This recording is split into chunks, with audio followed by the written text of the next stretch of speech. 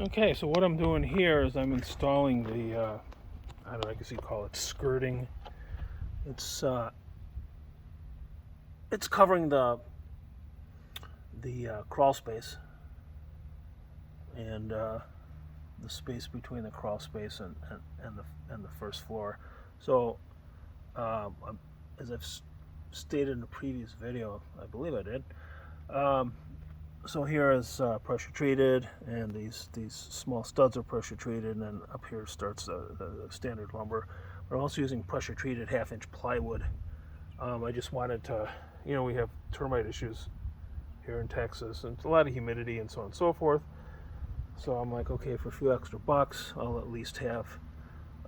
What I did is I cut the sheet into 16-inch wide pieces, so I get 3 strips out of a sheet. It's expensive right now. I think it's around $40 a sheet for the pressure treated plywood.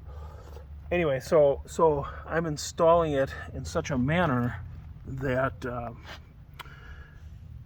I want the house attached to the foundation. Okay, so the only way to really do that, of course, obviously it's bolted here, but then the plywood, and I'm nailing 6 inches along all the edges, and then basically, 12 inches in the field. I mean, it's basically just one nail wherever there's a stud.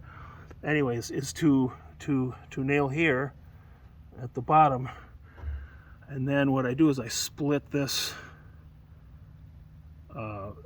second plate here, cap plate, and I'm nailing every 6 inches or even 4 inches or whatever along here, and then from here on up to this is the bottom of the OSB for the walls. I'm splitting this, so now I'm this piece of OSB that I'm going to fill in here, which is about 9.5 inches roughly.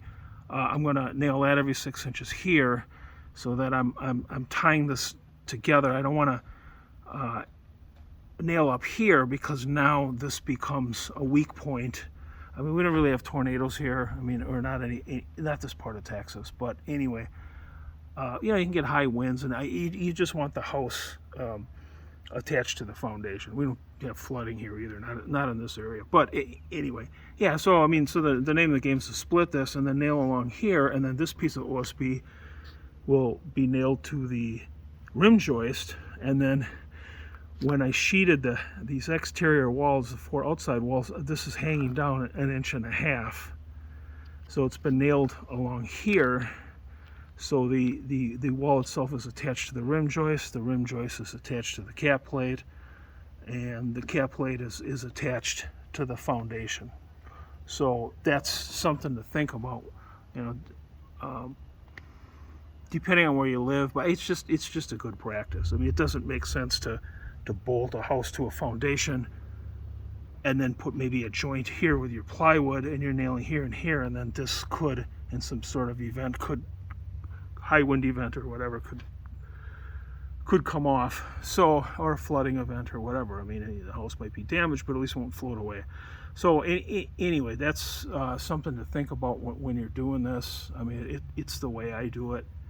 Like I said, there's no engineering here, there's no inspections, but I mean, you just got to do stuff the right way, and you got to think about what you're trying to do, right? So it's something to give thought to. It's the way to do it. There's really no, or well, the other thing, actually, what you could do is you can also buy Simpson straps, nailing straps, and if you didn't care about where your plywood joints are, you would want to strap. Probably in seismic areas you have to anyway.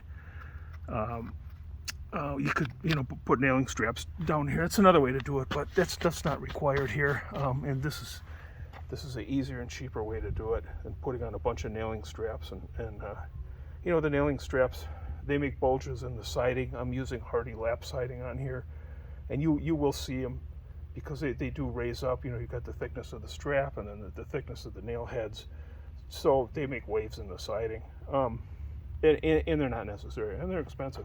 So anyway, so that's what I'm doing today, and then I've already finished here. So after I put the OSB strip, and then I cut paper for the bottom here to tuck up under what was hanging off of the walls, the exterior walls. So their walls are 8 foot. It's a 9-foot roll of house wrap. So I hung it down a bit. So now I just cut strips of house wrap and tack them on, and then put this over the top so that if there's any moisture, it runs down. Kind of like like you would with shingles. Obviously you want them to overlap. And so, and then I've left the space for the vents, and on each side of the house I have a crawl space, space for crawl space. So anyway, so that's today's job. Probably today's and maybe a little bit tomorrow, and then start on the inside walls. Okay, that's it. Back to work.